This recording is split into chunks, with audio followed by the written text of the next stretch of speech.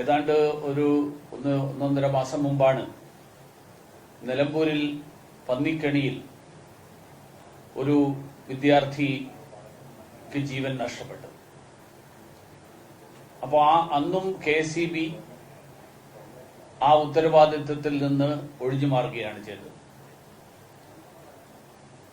ജനങ്ങളുടെ ജീവൻ അപകടകരമായി ആകുന്ന തരത്തിലുള്ള സാഹചര്യങ്ങൾ സൃഷ്ടിക്കുകയും അത് നിയന്ത്രിക്കാൻ ഒരു നടപടി കൈക്കൊള്ളാതിരിക്കുകയും ചെയ്തതിന് ശേഷവും ഇലക്ട്രിസിറ്റി ബോർഡ് അതിൽ നിന്ന് ഒഴിഞ്ഞു മാറുന്ന സമീപനം അത് ആവർത്തിക്കുന്നു എന്നാണ് ഈ സംഭവത്തിലൂടെ ഒരിക്കൽ കൂടി വ്യക്തമാകുന്നത്. ഒരു വിദ്യാലയത്തിൽ ഒരു ഹൈ പവർ ലൈൻ സ്കൂളിന്റെ മുകളിൽ അങ്ങനെ ഒരു ലൈൻ കടന്നു പോകുന്നത് എങ്ങനെ KCB അനുവദിച്ചു എന്നുള്ള ചോദ്യത്തിന് ഇപ്പോഴും ഉത്തരം വന്നിട്ടില്ല. ഒരു വിദ്യാലയത്തിന്റെ മുകളിലൂടെ അത്തരത്തിലുള്ള ലൈൻ ഉണ്ടെങ്കിൽ അതിലെ പവർ കട്ട് ചെയ്യാൻ ഉള്ള ആ സംവിധാനം KCB എടുക്കേണ്ടതായിരുന്നു. ഈ സ്കൂളിന്റെ മാനേജർ CPMന്റെ ലോക്കൽ സെക്രട്ടറി ആണെന്നാണ് ഞാൻ മനസ്സിലാക്കിയിട്ടുള്ളത്. അദ്ദേഹത്തിന് ഈ കാര്യങ്ങളെക്കുറിച്ച് ഒരറിവുമില്ലായിരുന്നു. ഇത്തരത്തിലുള്ള കാര്യങ്ങളെക്കുറിച്ച് പാലിക്കേണ്ട ജാഗ്രതയും അവധാനതയും അത് എന്തുകൊണ്ട് അദ്ദേഹത്തിന്റെ ഭാഗത്ത് നിന്നുണ്ടായില്ല? വളരെ പാവപ്പെട്ട കുട്ടികൾ പഠിക്കുന്ന ഒരു വിദ്യാലയത്തിലാണ് ഇത് സംഭവിച്ചിട്ടുള്ളത്. അപ്പൊ പാവപ്പെട്ടവരായിട്ടുള്ള ആൾക്കാർ പഠിക്കുന്ന സ്ഥലത്താവുമ്പോ എന്ത് സംഭവിച്ചു കഴിഞ്ഞാലും ചോദ്യം ചെയ്യാൻ ആരും ഉണ്ടാകില്ല എന്നുള്ള ഒരു ധാരണയുടെ അടിസ്ഥാനത്തിലാണോ ഇങ്ങനെയൊരു സമീപനം സ്കൂൾ അധികൃതർ സ്വീകരിച്ചത് എന്ന ചോദ്യമാണ് ഇതിൽ ഉയർന്നു വരുന്നത്. മന്ത്രി ശിവൻകുട്ടി ഇതിന്റെ ഒരു ഉത്തരവാദിത്വവും അദ്ദേഹത്തിന് ഇല്ല എന്നുള്ള സമീപനമാണ് അദ്ദേഹം എടുത്തിട്ടുള്ളത്. അദ്ദേഹം അധ്യാപകരെയും വിദ്യാലയ അധികൃതരെയും ഒക്കെ പഠിച്ചുകൊണ്ട് അദ്ദേഹം പൊതുവിദ്യാഭ്യാസത്തിന്റെ നിലവാരം മെച്ചപ്പെടുത്താൻ കേരളത്തിലെ സർക്കാർ സ്കൂളുകൾ, കേരളത്തിലെ എയ്ഡഡ് മേഖലയിലുള്ള സ്കൂളുകൾ, ഈ സ്കൂളുകൾ കേരളത്തിലെ സാധാരണക്കാരായിട്ടുള്ള വിദ്യാർത്ഥികൾ ആശ്രയിക്കുന്ന സ്കൂളുകളാണ്.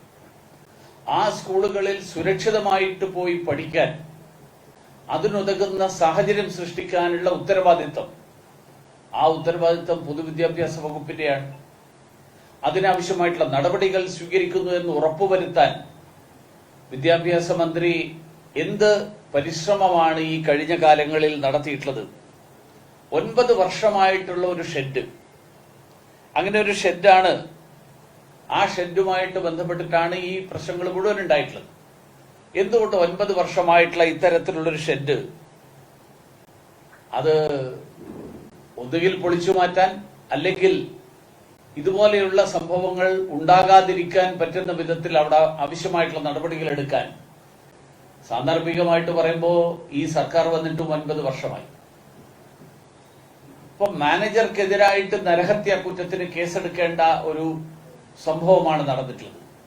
കേരളത്തിലെ പൊതുവിദ്യാഭ്യാസ മേഖല, ആ പൊതുവിദ്യാഭ്യാസ മേഖലയിൽ സാധാരണക്കാർക്ക് സുരക്ഷിതമായിട്ട് പഠിക്കാൻ കഴിയുന്ന തരത്തിലുള്ള സാഹചര്യം സൃഷ്ടിക്കാനുള്ള ഉത്തരവാദിത്വം കുറെ കൂടി ജാഗ്രതയോടുകൂടി സംസ്ഥാന വിദ്യാഭ്യാസ വകുപ്പ് കൈക്കൊള്ളേണ്ടതുണ്ട്.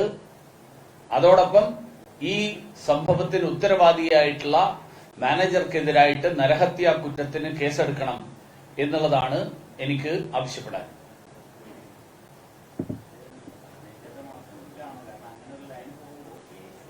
അല്ല, അതുകൊണ്ട് ഞാൻ പറഞ്ഞത് KCB ആണ് ഇതിൽ ഒന്നാം പ്രതി. അത് ഞാൻ ആദ്യമേ പറഞ്ഞു. KCBക്ക് ഒഴിഞ്ഞു മാറാൻ പറ്റില്ല. KCB സ്ഥിരമായിട്ട് ഒഴിഞ്ഞു മാറുന്ന സമീപനാണ്. KCBക്ക് ഒഴിഞ്ഞു മാറാൻ പറ്റില്ല. വിദ്യാഭ്യാസ വകുപ്പിനും സമാനമായിട്ടുള്ള തുല്യമായിട്ടുള്ള ഉത്തരവാദിത്വമുണ്ട്. ആ വിദ്യാഭ്യാസ വകുപ്പിന്റെ ഉത്തരവാദിത്വത്തിൽ ഒരു ഘടകം മാനേജർ. ആ മാനേജർക്കാണ്.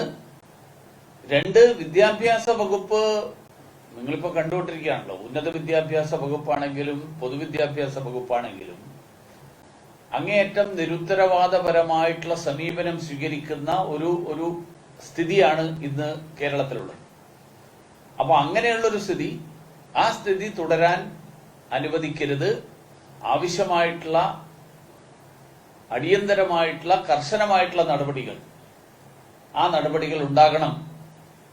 ഇനിയൊരു സംഭവം നടക്കുമ്പോൾ വീണ്ടും ഇതിനെക്കുറിച്ച് ചർച്ച ചെയ്യുന്നതിന് പകരം ഇനി ഇത്തരത്തിലുള്ള സംഭവങ്ങൾ ഉണ്ടാകാതിരിക്കാൻ വേണ്ട നടപടി ഉണ്ടാകണം. അതാണ് എന്റെ ആവശ്യം.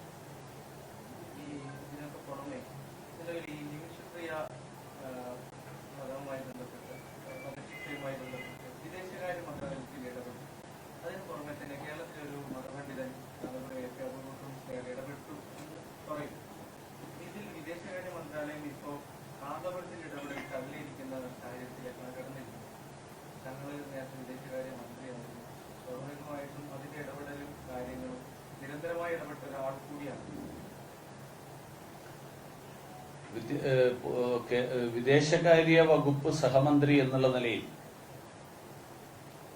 ഈ വിഷയം ഞാൻ നേരിട്ട് കൈകാര്യം ചെയ്തിരുന്ന ഒരു വിഷയമാണ്. ശിക്ഷ വിധിക്കപ്പെട്ടതിന് ശേഷം ആ ശിക്ഷയിൽ നിന്ന് അവർക്ക് ഇളവ് ലഭിക്കാനും അതിനു വേണ്ടിയിട്ട് അവർക്ക് മാപ്പ് ലഭിക്കാനും ഒക്കെയുള്ള നടപടികൾ, ആ നടപടികൾ അന്ന് നേരിട്ട് അതിന്റെ മേൽനോട്ടം ഞാനാണ് വഹിച്ചിരുന്നത്.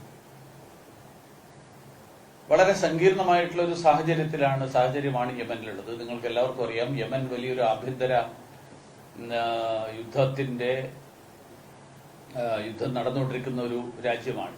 അതുകൊണ്ട് തന്നെ അവിടുത്തെ സർക്കാരിന്റെ നിയന്ത്രണം വലിയ തോതിൽ ഇല്ലാത്ത ഒരു പ്രദേശം, അങ്ങനെയുള്ള ഒരു പ്രദേശത്ത് നടന്നിട്ടുള്ള ഒരു കാര്യം എന്നുള്ള നിലയിൽ ഇന്ത്യ നയതന്ത്രപരമായിട്ടുള്ള ഇടപെടലുകളുടെ പരിമിതികൾ മനസ്സിലാക്കിക്കൊണ്ട് ചില അനൌദ്യോഗികമായിട്ടുള്ള മാർഗങ്ങളടക്കം സ്വീകരിച്ചിട്ടുള്ള ശ്രമങ്ങൾ ആ കാലത്ത് നടത്തിയിരുന്നു. അങ്ങനെ രണ്ട് തരത്തിലുള്ള ശ്രമങ്ങളും, നയതന്ത്രപരമായിട്ടുള്ള ഇടപെടലുകളും നടത്തിയിരുന്നു, അനൌദ്യോഗികമായിട്ടുള്ള മാർഗങ്ങൾ സ്വീകരിച്ചുകൊണ്ടുള്ള ഇടപെടലുകളും നടത്തിയിരുന്നു. പക്ഷെ വളരെ സങ്കീർണമായിട്ടുള്ള ഒരു സാഹചര്യം അവിടെ ചില ചാനലുകളിലെ ചർച്ചകളിൽ വന്നിരുന്നു. ഒരു കൂട്ടുപ്രതി, യമൻ പൗരനായിട്ടുള്ള ഒരു കൂട്ടുപ്രതി ഉള്ള ഒരു സാഹചര്യം, അവിടുത്തെ ആഭ്യന്തര സംഘർഷത്തിന്റെ സാഹചര്യം, അതോടൊപ്പം ഈ വിടുതലിന് വേണ്ടി നടത്തുന്ന ശ്രമങ്ങൾ, ആ ശ്രമങ്ങളിലെ ചില സാങ്കേതിക പ്രശ്നങ്ങൾ, ഇതെല്ലാം ഈ പ്രശ്നത്തിൽ ഒരു അന്തിമ പരിഹാരം ഉണ്ടാകുന്നതിന് തടസ്സമായിട്ട് ആ കാലത്ത് ഉണ്ടായിരുന്നു. എങ്കിലും വിദേശകാര്യ വകുപ്പ് അതിനുശേഷവും, ഞാൻ മന്ത്രിസ്ഥാനം ഒഴിഞ്ഞതിന് ശേഷവും ഈ രണ്ട് വഴികളിലൂടെയുള്ള ആ ശ്രമങ്ങൾ തുടരുന്നു എന്നാണ് ഞാൻ മനസ്സിലാക്കുന്നത്. ഇന്നലെ ഔപചാരികമായിട്ട് വിദേശകാര്യ വകുപ്പിലെ ചില വൃത്തങ്ങൾ വഴി അറിയാൻ സാധിച്ചത്, ഈ വധശിക്ഷ നീട്ടിവെപ്പിക്കുന്നതിൽ നമ്മുടെ സർക്കാർ നടത്തിയിട്ടുള്ള ശ്രമങ്ങളിൽ വിജയമുണ്ടായി എന്നുള്ളതാണ്. അത് ഞാനല്ലല്ലോ പറയേണ്ടത്. കാരണം അത് പറയേണ്ടത് ഔദ്യോഗികമായിട്ട് വിദേശകാര്യ വകുപ്പ് പറഞ്ഞിട്ടുണ്ടെങ്കിൽ അത് തള്ളിക്കളയേണ്ട ആളും ഞാനല്ല. അത് പറഞ്ഞതിന് ഞാൻ സ്ഥിരീകരിക്കേണ്ട ആവശ്യമില്ല. കാരണം വിദേശകാര്യ വകുപ്പ് പറഞ്ഞത് ശരിയാണെന്ന് ഞാൻ പറയുന്നതിൽ അർത്ഥമില്ല. വിദേശകാര്യ വകുപ്പ് അങ്ങനെ ഒരു കാര്യം പറഞ്ഞിട്ടുണ്ടെങ്കിൽ വിദേശകാര്യ വകുപ്പിന് വെറുതെ കള്ളം പറയേണ്ട കാര്യമില്ലല്ലോ. വിദേശകാര്യ വകുപ്പ് ഈ കാര്യം ഞാൻ കൈകാര്യം ചെയ്തിരുന്ന ഘട്ടത്തിൽ, അതിനുശേഷവും ഞാൻ നേരത്തെ പറഞ്ഞതുപോലെ ചില അൺഒഫീഷ്യൽ ചാനലുകൾ അങ്ങനെയുള്ള ചാനലുകളിലൂടെയുള്ള പരിശ്രമങ്ങൾ നടത്തിയിരുന്നു. പക്ഷെ ഞാനുണ്ടായിരുന്ന ആ ഘട്ടത്തിലും ഞാൻ വിട്ടതിന് ശേഷം നടന്നിട്ടുള്ള ചില ശ്രമങ്ങൾ ഒരു 4-5 മാസം മുൻപ് വരെയാണ് ഏറ്റവും ഒടുവിൽ എനിക്കറിയാവുന്ന അത്തരത്തിലുള്ള ശ്രമങ്ങൾ നടന്നത്. ആ ഘട്ടത്തിലൊന്നും നിങ്ങളിപ്പോൾ പരാമർശിക്കുന്ന അദ്ദേഹത്തിന്റെ പങ്കാളിത്തം ഉള്ളതായിട്ട് എനിക്കറിവില്ല. വേറെ ചില ആളുകളുണ്ടായിരുന്നു, അത് ശരിയാണ്.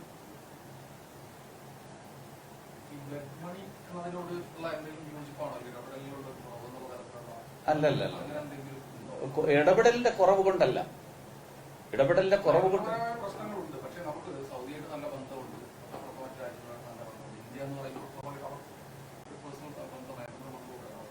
അല്ല, അത്തരത്തിലുള്ള ചില കാര്യങ്ങൾ ഈ ഘട്ടത്തിൽ ഞാൻ പരസ്യമായിട്ട് പറയുന്നത്, ഈ നമ്മൾ ആഗ്രഹിക്കുന്ന, പൊതുവായിട്ട് നമ്മൾ ഇന്ത്യക്കാരെല്ലാവരും ആഗ്രഹിക്കുന്ന ഒരു ഇന്ത്യക്കാരന്, അതായത് ഈ സംഭവത്തിൽ ഈ വധശിക്ഷക്ക് വിധേയായിട്ടുള്ള ആള് കുറ്റം ചെയ്തിട്ടുണ്ടോ ഇല്ലയോ എന്നുള്ളതിനപ്പുറത്ത് ഗവൺമെന്റ്, കേന്ദ്ര സർക്കാരിന്റെ നയം എപ്പോഴും ഇന്ത്യക്കാരനായിട്ടുള്ള ആൾക്ക് ഇന്ത്യക്ക് പുറത്ത് വെച്ച് മറ്റൊരു രാജ്യത്തിന്റെ നിയമത്തിന്റെ അടിസ്ഥാനത്തിൽ ഒരു തരത്തിലുള്ള ഹാനിയും ഉണ്ടാകരുത് എന്നുള്ള സമീപനമാണ് ഇന്ത്യ എപ്പോഴും എടുക്കുന്നത്. എല്ലാ രാജ്യങ്ങളും എടുക്കുന്നത് അങ്ങനെയാണ്. അത് നമ്മുടെ മാത്രം ഒരു പ്രത്യേകതയല്ല. അപ്പൊ അതുകൊണ്ട് നമ്മൾ ആഗ്രഹിക്കുന്നത് ഈ തരത്തിൽ ഒരു ഇന്ത്യക്കാരിയായിട്ടുള്ള ഒരാൾക്ക് അവിടെ വെച്ച് മറ്റൊരു തരത്തിൽ അവർക്ക് ദോഷകരമായിട്ടൊന്നും ഉണ്ടാവരുത് എന്നുള്ളതാണ്. അപ്പോ അതില് ചില വിശദാംശങ്ങൾ ഞാൻ വെളിപ്പെടുത്തുന്നത് ഈ പറഞ്ഞ ലക്ഷ്യത്തിന് ഗുണമായിരിക്കില്ല. അതുകൊണ്ട് ഞാൻ അത് വെളിപ്പെടുത്തുന്നത് ശരിയല്ല.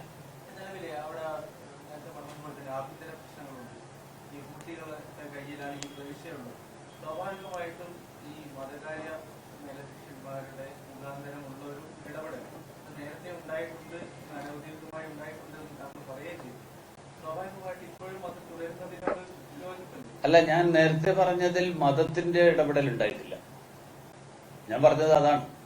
നേരത്തെ ഉണ്ടായിട്ടുള്ള ഇടപെടൽ മതപരമായിട്ടുള്ള ഇടപെടലല്ല ഉണ്ടായിട്ടുള്ളത്.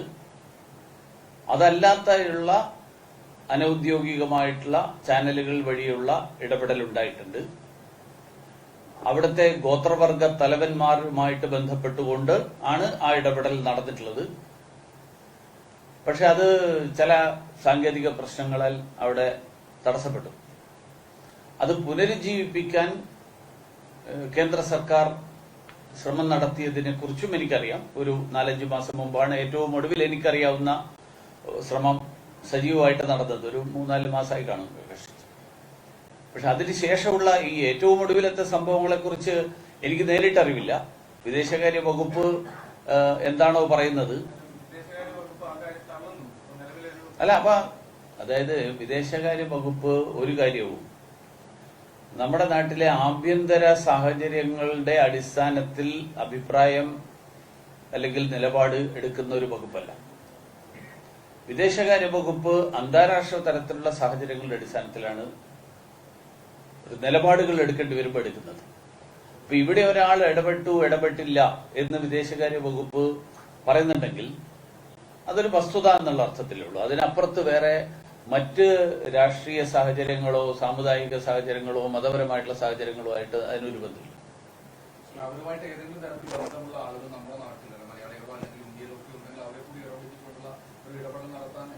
അങ്ങനെയുള്ള ചില ഇടപെടലാണ് നേരത്തെ നടന്നിരുന്നത്.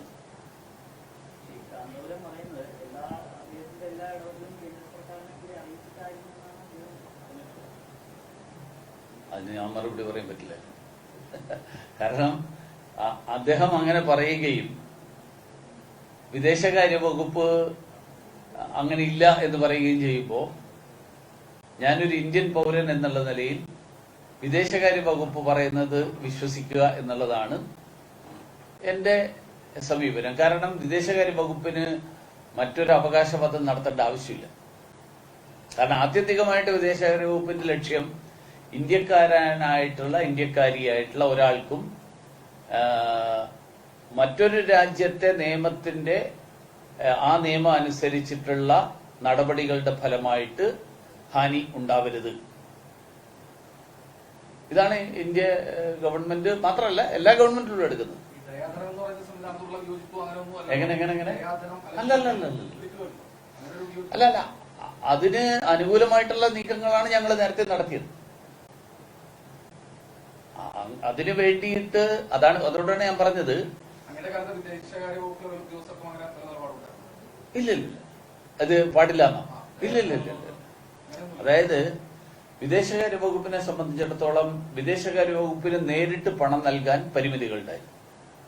അതുകൊണ്ടാണ് ഞാൻ പറഞ്ഞത് അനൌദ്യോഗിക ചാനലുകൾ വഴിയുള്ള ശ്രമങ്ങൾ നേരത്തെ നടന്നിട്ടുണ്ട് എന്ന് ഞാൻ പറയാൻ കാരണം അതൊരു ഘട്ടത്തിൽ ക്ലോസ് ആയി. അപ്പൊ അത് മറ്റു ചില സങ്കീർണതകൾ അങ്ങനെ ഞാൻ പറയില്ല.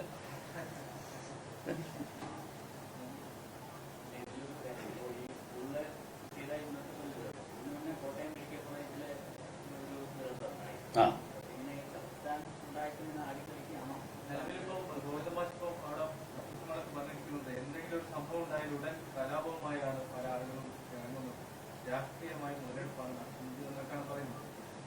അല്ല ഒരു സർക്കാരിന് ആ നാട്ടിലെ കാര്യങ്ങൾ കൃത്യമായിട്ട് നടക്കുന്നുവെന്ന് ഉറപ്പുവരുത്താനുള്ള ഉത്തരവാദിത്വമുണ്ട്. അപകടങ്ങൾ ഉണ്ടാകാം. ഉദാഹരണത്തിന് ഒരു റോഡ് ആക്സിഡന്റ് നടക്കുന്നു, നമുക്ക് ഒന്നും തൽക്കാലം പറയാൻ പറ്റില്ല, അത് സർക്കാർ കാരണമാണ്. പക്ഷേ ഒരു സ്കൂളിന്റെ മുകളിലൂടെ ഇങ്ങനെയുള്ള ഒരു പവർ ലൈൻ ഉണ്ടാവുക, 9 വർഷമായിട്ട് ഇങ്ങനെയൊരു ഷെഡ് അവിടെ ഉണ്ടാവുക, ഇത് ജാഗ്രതയില്ലായ്മ കൊണ്ടാണ്. അനാസ്ഥ എന്നുള്ളതാണ് അതിന്റെ വാക്കിന്റെ അതിന് പറയാവുന്ന വാക്ക്, അതാണ് അനാസ്ഥയാണ്. ഈ അനാസ്ഥ എന്തുകൊണ്ടുണ്ടാകുന്നു? അനാസ്ഥ ഉണ്ടാകുന്നത് സർക്കാരിന്റെ ഭരണം കാര്യക്ഷമമല്ലാത്തതുകൊണ്ടാണ്. താഴെത്തട്ടിലുള്ള ഉദ്യോഗസ്ഥന്മാർ തെറ്റ് ചെയ്തു കഴിഞ്ഞാൽ ആ തെറ്റ് കണ്ടുപിടിക്കപ്പെടും, ആ തെറ്റിന് ശിക്ഷയുണ്ടാകും എന്നുള്ള ഭയമില്ലാതാകുമ്പോൾ താഴെ സംവിധാനങ്ങൾ വളരെ ലാഘവ ബുദ്ധിയോടുകൂടി കാണുന്ന ഒരു സമീപനം വരും. അപ്പൊ അത് പല കാരണങ്ങളാലുണ്ടാവും. ഒന്ന്, മുകളിലിരിക്കുന്ന ആൾക്കാർ ഇനി എത്ര കാലം ഉണ്ടാവും ഉറപ്പില്ലാത്തത് കൊണ്ടുണ്ടാവും. ഇത് സർക്കാരുകളുടെ അവസാന കാലഘട്ടത്തിൽ സർക്കാരുകളുടെ സ്ഥിരതയെ സംബന്ധിച്ചിട്ടുള്ള സംശയങ്ങൾ ഉണ്ടാകുമ്പോഴും ഉദ്യോഗസ്ഥന്മാരിൽ ഉണ്ടാകുന്ന ഒരു സ്വാഭാവിക പ്രതികരണവും ആവാം. ഇനി എന്ത് നടക്കാനാ എന്നൊക്കെയുള്ള സമീപനം. അപ്പൊ എന്താണെന്നുള്ളത് എനിക്കറിയില്ല. പക്ഷെ ഒരു സർക്കാർ ഭരണത്തിൽ ഇരിക്കുന്നിടത്തോളം കാലം സർക്കാരിന് പൂർണ്ണ അധികാരമുണ്ട്. നാളെ ഇറങ്ങിപ്പോകുന്ന സർക്കാരിനും ഇന്ന് വൈകുന്നേരം വരെ അധികാരമുണ്ട്. അപ്പൊ ആ അധികാരം അവർ ഉപയോഗിക്കാത്തത് കൊണ്ട്, അല്ലെങ്കിൽ ഞാനിപ്പോ പറഞ്ഞ ഈ CPM ലോക്കൽ സെക്രട്ടറിയാണ് മാനേജർ എന്നുള്ളത് കൊണ്ട് ഇനി ഒന്നും പറയാനില്ല, എനിക്കെല്ലാം മാനേജ് ചെയ്യാൻ കഴിയും എന്നുള്ള അയാളുടെ ധാരണ കൊണ്ടാണോ സംഭവിച്ചതെന്നും എനിക്കറിയാം. ഇതൊക്കെ സംഭവിക്കാലോ.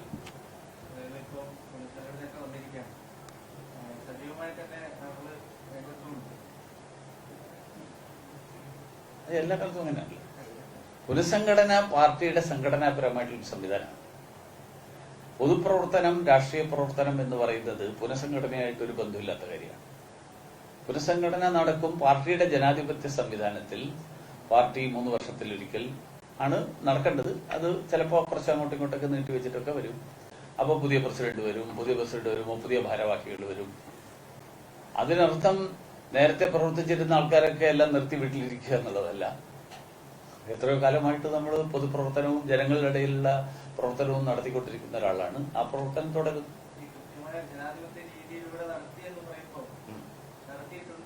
പിന്നെ തീർച്ചയായിട്ടും ജനാധിപത്യ രീതിയിലല്ല നടക്കുന്നതെങ്കിൽ തെരഞ്ഞെടുപ്പ് കമ്മീഷൻ ഇടപെടാനുള്ള അധികാരമുണ്ട്. BJP മാത്രമാണ് ജനാധിപത്യ രീതിയിൽ തെരഞ്ഞെടുപ്പ് നടത്തി ഭാരവാഹികളെ കണ്ടെത്തുന്ന പാർട്ടി.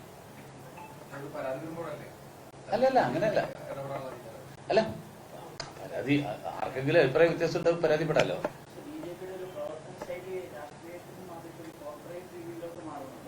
അങ്ങനെയൊന്നുമില്ല, അതൊക്കെ നിങ്ങൾ എഴുതുന്നതല്ലേ. BJP അന്നും ഇന്നും ജനാധിപത്യപരമായിട്ട് പ്രവർത്തിക്കുന്ന പാർട്ടിയാണ്. പുതിയ ഭാരവാഹികളുടെ തെരഞ്ഞെടുപ്പിന്റെ സമയത്തൊക്കെ താങ്കളുടെ കൃത്യമായ അഭിപ്രായം രേഖപ്പെടുത്തിയിട്ടുണ്ടായിരുന്നു. അല്ല, അതായത് പാർട്ടിക്കകത്ത് ഞാൻ എന്തൊക്കെ പറഞ്ഞില്ല എന്നുള്ളത് ഇത് പാർട്ടിക്കകത്ത് പറയേണ്ട കാര്യമാണ്. അത് ഞാൻ ഇവിടെ പറയുന്നത് ശരിയാണ്. പറഞ്ഞിട്ടുണ്ടായിരുന്നു. അല്ല, അത് തന്നെ, അതെല്ലാം ഇപ്പൊ കോടതിയിൽ നിങ്ങൾ ചോദിക്കുന്നത് പോലെയാണ് ചോദ്യം. അപ്പൊ അതുപോലെ പാർട്ടിക്കകത്ത് ചില കാര്യങ്ങൾ പാർട്ടിക്കകത്ത് പറയേണ്ടതാണ്. അത് പാർട്ടിക്കകത്ത് ഞാൻ പറയേണ്ട സന്ദർഭങ്ങളിൽ പറയാറുണ്ട്. പിന്നെ ഒരു പ്രസിഡന്റ്, BJPയുടെ ഭരണഘടന അനുസരിച്ച് പ്രസിഡന്റാണ് ഭാരവാഹികളെ തീരുമാനിക്കുന്നത്. അതുകൊണ്ട് എല്ലാ പ്രസിഡന്റുമാർക്കും ഭാരവാഹികളെ തീരുമാനിക്കുന്നത്, ഇവിടെ ഒരു പ്രസിഡന്റ് ഇരിക്കുകയാണ്, അദ്ദേഹത്തിന്റെ ഭാരവാഹികളെ തീരുമാനിക്കാനുള്ള അധികാരമുണ്ട്. അതേപോലെ സംസ്ഥാന പ്രസിഡന്റിനുണ്ട്, അഖിലേന്ത്യാ പ്രസിഡന്റിനുണ്ട്. അത് എല്ലാ കാലത്തും എല്ലാ പ്രസിഡന്റുമാരും ചെയ്തിട്ടുണ്ടോ? അത് തുടരും.